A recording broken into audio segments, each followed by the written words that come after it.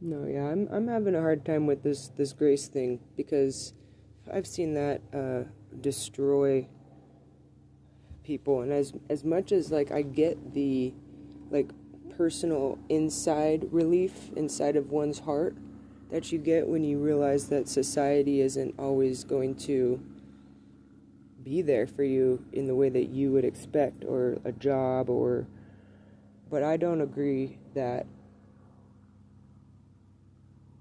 I believe that if you do good things happen, and the same goes for bad things, and it's not up for interpretation. I do believe that there's truly good and there's truly bad, and the main difference is awareness in what you're trying to do when you're doing it.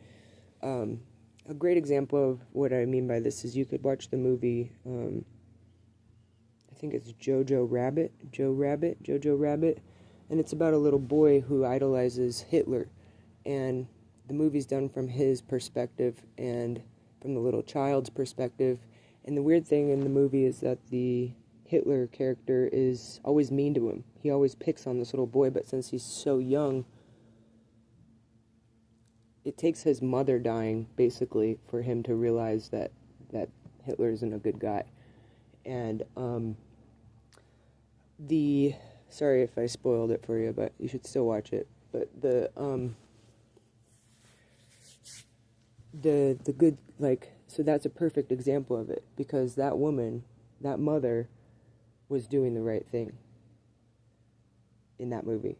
The Hitler and the Nazis were not doing the right thing, and the little boy thought that the mother was doing the wrong thing at one point, and thought that his own mom was being one of the villains, when really he was idolizing the villain. And her doing the right thing got her killed, and but it also saved someone's life. And it also helped her son see the truth, and that is very important, because there is a truth, there is a right, and there is a wrong. And so no, I don't agree like that you can't turn around to someone and steal their harvest from them and be like, oh, well, that's God's grace. God told me I could take it from you. And a good example of that is watching the movie If These Walls Could Talk. It's about a lesbian couple, and they're obviously in love. They're obviously been partners for a while, and it's their home. And one of the women passes away, and this was in a time where they didn't have rights. And so the one that died, the house was in her name, and because of the laws at the time, her brother and his wife and children show up and start raiding these women's home after like in the middle of her mourning, and they start taking all of her shit. They felt because the house wasn't in her name. And I'm not sure exactly why I was using that as an example. Oh, reaping someone's harvest and calling it God's graces. Because that's what it seems like is happening. Like, when God swoops in and saves us in miraculous ways, like, in a car accident, it's like, how did I survive that? That's, I think, maybe what that's talking about. It's like, something protected me there, that, those kinds of moments. But to compare it, it gets dangerous, because you start saying, well, then why does this happen to this person, and why does it happen to this person this way? And the truth is it happens to everybody differently, because everybody's different. But we try to make a team effort out of something that really can't be done. There are some things that cannot be done in a group setting, and there are some things that have to be done in a group setting. And it's just, I personally cannot, it does nothing for me to see someone work really hard and then have some asshole step in at the end of it and get all of the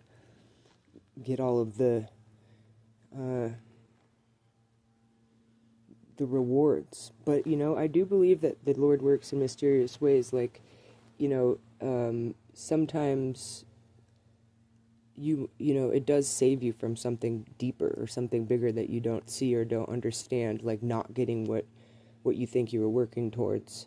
Maybe you find out at the end that you're working for the wrong people, and it's like, oh, it's not even worth it to do the work. Or maybe you find out that you know what I'm saying, like sometimes,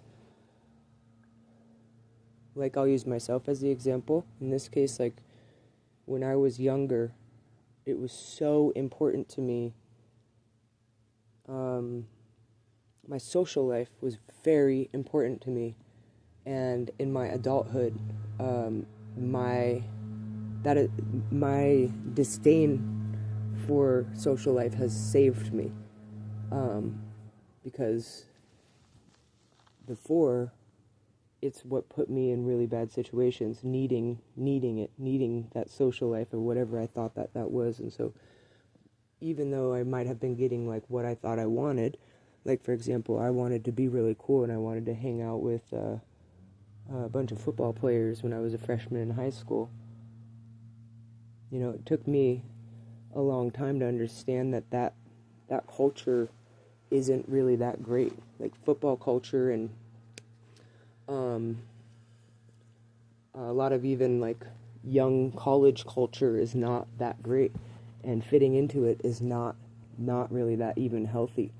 And but it took it. I don't know why, but we didn't really discuss it. I didn't really discuss these things. I was pretty. It took me a really long time into my at least 30s to even start, maybe late 20s, to start considering why certain behaviors just weren't right. Like I feel like I'm like a sexpert. Like, I'm an expert at how our sexual energy gets convoluted and misused, in the sense of there's a part of it that's natural that we have to respect and and listen to, and then there's a part of it that gets used, and you can tell when people are trying to put a price tag on you based on something that they consider to be sexy, or but again, I'm getting sidetracked. But it's just why we do what we do. So yeah, you get yourself dressed up, you get yourself sexy, you get your spouse. But then once you get married, then what? Do you understand that like, I used to here, I'll use myself as an example again. I used to work at a restaurants a lot, mostly barista and dishwashing, and I would get hired, and out of nervousness I would overexert myself, and I would do a lot of work, and I would over clean, and I would do like all the work, partly because I was nervous and didn't really want to be there to begin with, and it just kept my mind off of things. But what it also did was it made me look really good, but it also created a problem, because that was then going to be expected from me every day. Whereas if I would have gone in and just kind of done just like, not the bare minimum, but not, above and beyond, because then people ended up expecting me to always be doing above and beyond. And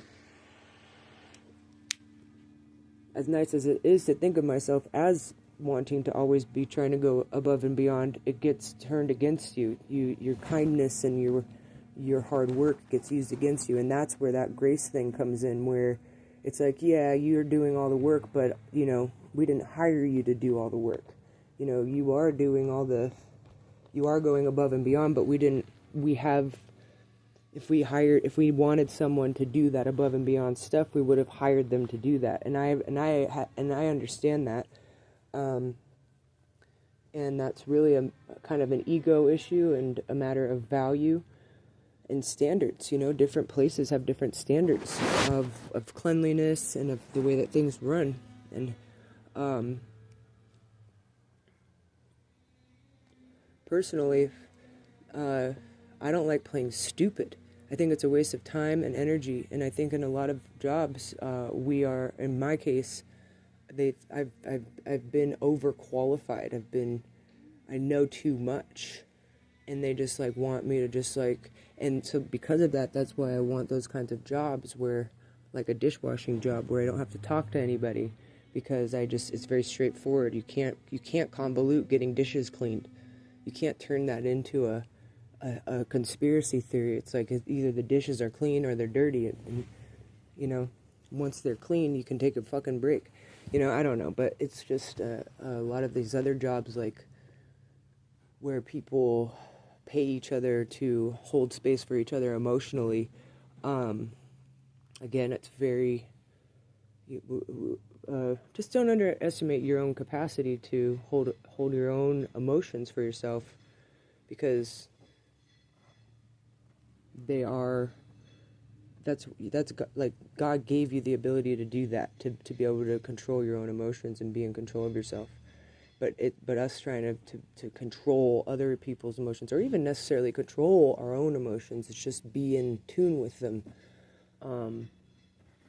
I personally have people nitpicking at me all the time, and minding my business. I think of the Cunning Linguist song, trying to mind my business for me, playa.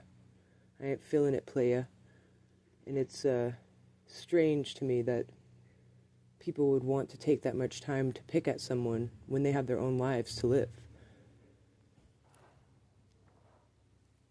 And so, when it comes to God's good graces and doing the right thing, you might say to yourself, well, why should I do the right thing if somebody bad's going to get God's love anyways? I would like you to try to think of it kind of from like a parent's perspective. Like if you have maybe if you have like 5 kids, you're going to try to love each of them equally. Like you're going to know that, they each have their own flavors that they like, and they each have their own books that they like, and things that scare them and things that make them happy, but you're going to still love them equally. And I think that that's more comparable to God's love. It's like God's love is we're all his children, even if we're fucking up or even if we're doing great.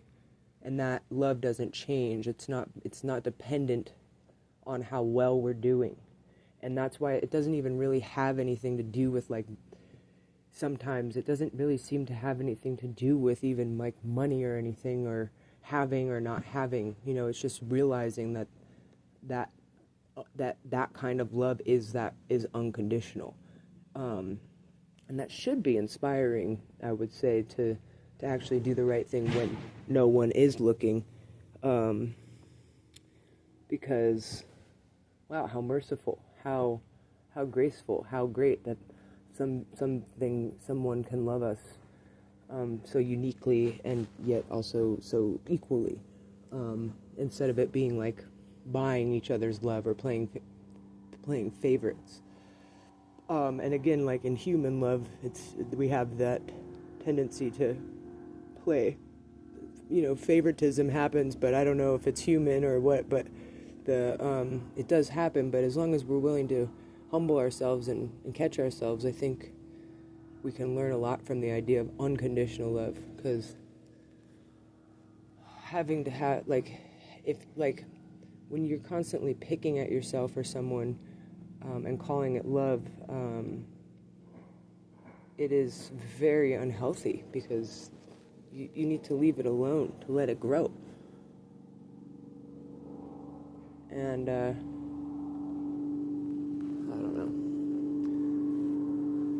don't know. So God's grace, I guess what I'm saying is, don't misuse the meaning of that. You don't, just because God is going to love you unconditionally, it doesn't give you the right to go in and take something from someone that, has done the work. And one of the best parts of reaping harvests is going through the process of doing the work. And that's where I think, I'm sorry, I'm going to keep going, but that's where I think sometimes people forget that there's actually a really good quote of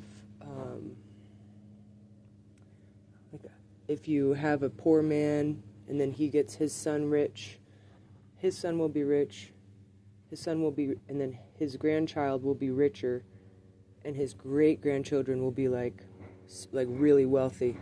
But then from that moment on, it will start going downhill, because you have to maintain the actual work ethic to kind of appreciate what you have. And like when we as children get, especially when it comes to material things, and using that as the love language, buying each other things, and our parents work 40, 50, 80 hours to be able to buy those things, we don't see that as, it doesn't compare to their presence.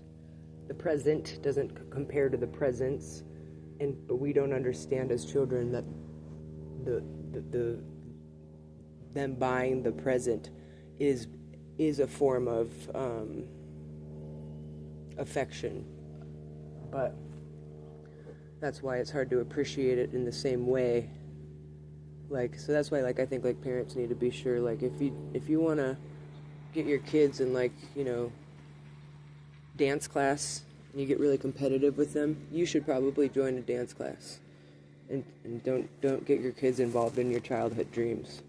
Like, go ahead as an adult and do that, because there's nothing stopping you.